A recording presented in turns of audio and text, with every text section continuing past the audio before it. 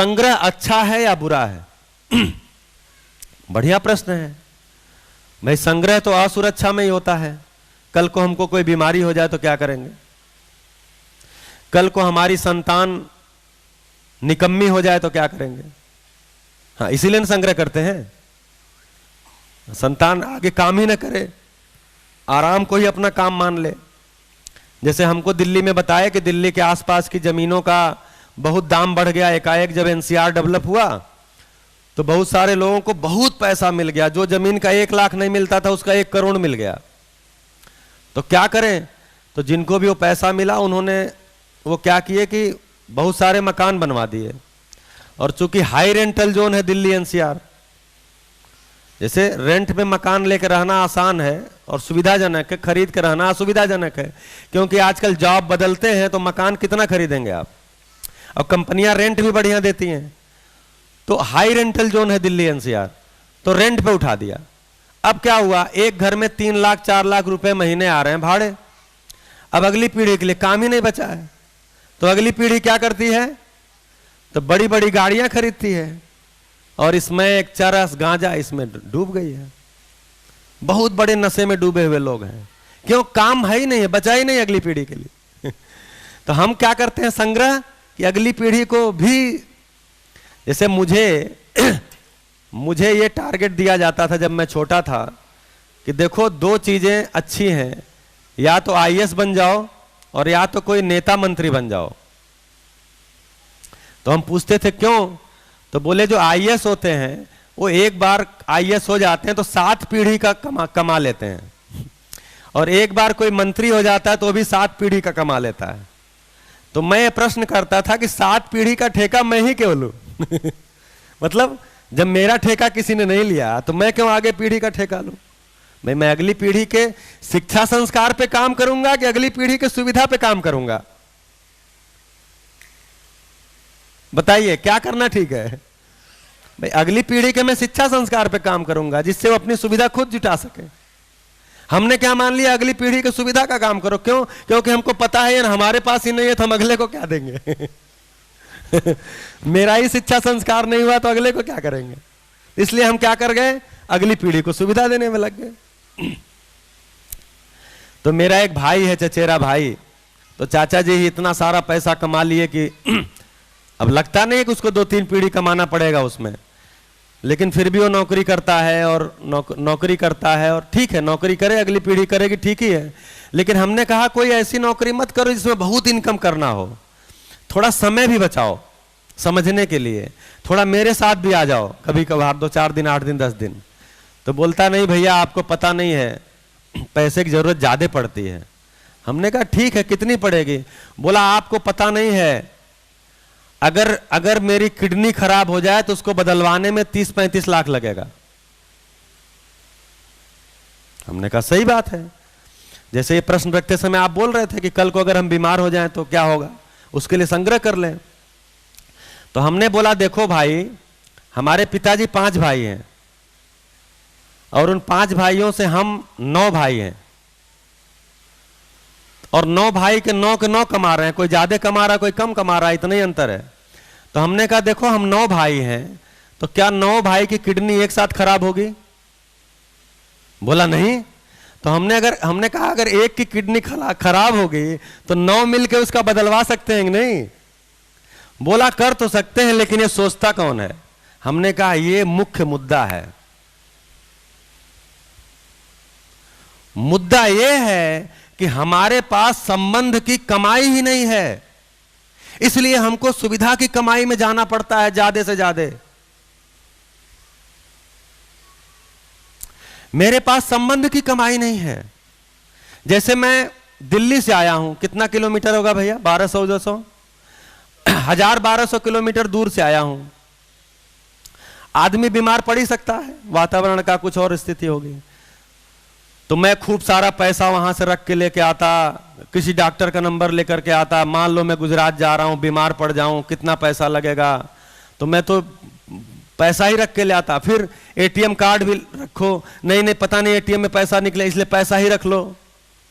लेकिन मैं चला आया। क्यों चला आया? क्योंकि जो संबंधी है उन पे विश्वास है, भाई बीमार पड़ेंगे तो लोग है ही है इलाज करा ही देंगे, कितना लगेगा खर्चा, अब जो लगेगा लगेगा। तो संबंध पे विश्वास नहीं है तो आपको सुविधा जुटाना पड़ता है। जो हम संग्रह कर रहे हैं वो हमारे पास संबंध की कमाई नहीं है, इसलिए हमारे लिए संग्रह अनिवार्यता है। सारी इंश्योरेंस कंपनियां ये चाहती हैं कि आप संबंध में कमजोर हो जाएं, तभी उनका फायदा है।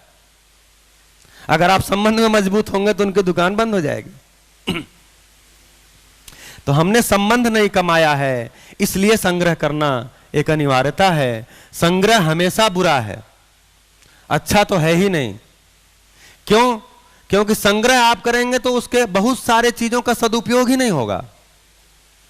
आप संग्रह किसी भय में किए हैं, लेकिन वो स्थितियां सबके साथ आती ही नहीं है, तो फिर उस सुविधा का क्या होगा? दुरुपयोग होगा। आप दिखाओगे, चमकाओगे, भोग करोगे, बम फोड़ोगे, पटाखे मतलब बम फोड़ोगे, कारें लाओगे, उसको चमकाओगे, उसको दिखाओगे, और क्या करोगे? आप जाकर के बहुत सारी चीजों को आपकी जो चूंकि आप संग्रह किए हैं तो आपके पास परचेजिंग पावर ज्यादा है, तो आप जाकर के चीजों के दाम बढ़ाओगे। संग्रह के कारण चीजों के दाम भी बढ़ते हैं। हम मन माफिक रेट लगा देते हैं, दाम बढ़ाते हैं, जो भी रेट होता है उसमें खरीद लेते हैं, अब वही दाम हो जाता है, तो जिनके पास नहीं है वो उसको खरीद भी नहीं पाते, उनकी सीमा से बाहर चला जाता है, कैपेसिटी से बाहर चला जाता है। तो संग्रह हमेशा बुरा है, कभी भी अच्छा नहीं है। तो संग्रह के बदले इस कंटेंट में एक शब्द आया है, आगे चर्चा होगी, समृद्धि। तो समृद्धि में और संग्रह में अंतर है, तो आगे समृद्धि पे चर्चा करेंगे, समृद्धि क्या होती है, तो उसमें और ये खुल जाएगा। ठीक है भैया? तो संग्रह करते केवल इतना ध्यान चला जाए कि अगर हमारे संबंध की कमाई नहीं हुई है, हम विश्वास पूर्वक नहीं जीते हैं, हम सम्मान पूर्वक नहीं जी पाते हैं, तो संग्रह एक अनिवार्य कार्यक्रम मेरी जिंदगी में बना रहता है। तो मेरे विश्वास का अधूरापन मुझे संग्रह के लिए बाध्य करता है, क्योंकि मैं दीनताहीनता में जीता हूं। आप मेरे मित्र हैं, लेकिन मैं फिर भी आपके दुख आपसे कह ही नहीं सकता। क्यों? क्योंकि मैं आपसे अपने को गरीब मानता हूं, आपसे अपने को कमजोर मानता हूं, तो कहने में मुझे एक दरिद्रता का भाव ना आ जाए। तो संबंध में हम दीनताहीनता पूर्वक जीते हैं। दीनता मतलब मेरा दुख कोई दूसरा दूर करेगा, मैं तो बिल्कुल ही बेकार हूं, मैं तो गरीब हूं, मेरा शरीर ही उस लायक नहीं है, मैं गलत खानदान में पैदा हो गया मैं गलत परिवार में पैदा हो गया, मुझे तो मुकेश अंबानी के यहां पैदा होना था, कहीं रॉन्ग नंबर लग गया, मैं इधर पैदा हो गया। अपने परिवार के प्रति, अपने समाज, मैं गलत जाति में पैदा हो गया, मैं गलत शहर में पैदा हो गया, मैं एक गलत देश में पैदा हो गया। ये सारा लेकर के हम चलते हैं, इसको दीनता बोलते हैं। तो हम दीनता, देखिए हम बार बार कहते हैं, गरीब की गरीबी कितने की? गरीब की गरीबी कितने की? 2 लाख। हाँ जी, नमस्ते दीदी। गरीब की गरीबी कितने की? हाँ ठीक है, आप देख रहे हैं, आपको नहीं बोले, आप तो देख ही रहे हैं। गरीब की गरीबी कितने की? 2 लाख, 4 लाख, 10 लाख, 20 लाख की। और अमीर की गरीबी कितने की? आप सोच लो गरीब ज्यादा कौन है अमीर की गरीबी करोड़ों की, अरबों की, और गरीब की गरीबी 2, 4, 10 लाख की। आप सोचो ज्यादा गरीब कौन है। इसलिए अमीर हमारे लिए, हमसे एक व्यक्ति ने कहा कि ये जो होड़ मची हुई है इसका कारण क्या है? हमने कहा केवल एक शब्द है। बोले क्या? हमने कहा गरीबी। गरीब, गरीब शब्द जो हम इंट्रोड्यूस कर दिए, क्योंकि गरीब बोल दिए, लेकिन कौन गरीब है बता ही नहीं पाए। आज तक पता चला कौन गरीब है? क्योंकि कोई आदमी गरीब कहलाना नहीं चाहता। टाटा की नैनो क्यों बंद हो गई? क्योंकि उसने बनाते ही बोल दिया ये गरीबों की कार है अब कौन उसको खरीद के गरीब कहलाना चाहेगा भाई कार भी रखो गरीब भी कहलाओ,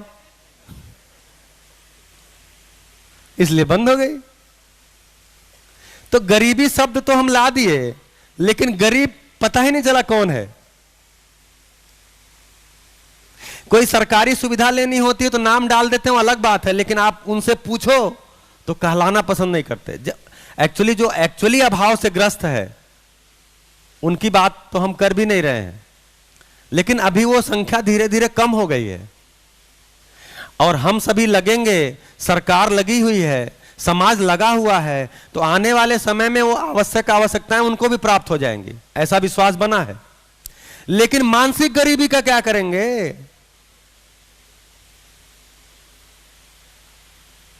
तो मानसिक गरीबी के कारण हम संग्रह करते हैं। तो जब समृद्धि का भाव आएगा तो ऐसा नहीं होगा, तो आगे समृद्धि की चर्चा करेंगे।